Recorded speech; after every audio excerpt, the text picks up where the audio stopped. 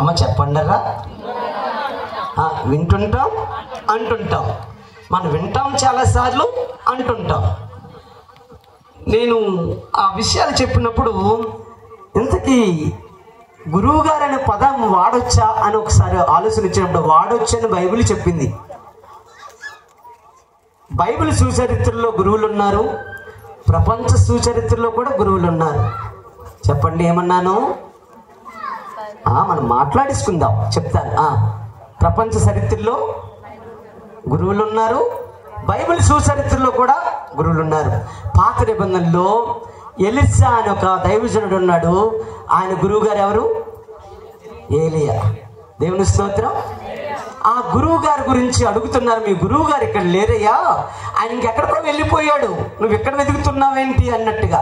2 రాజుల గ్రంథం 2వ అధ్యాయం 3వ వచనం చదవనవసరం లేదు, నేను వేగంగా ముగించి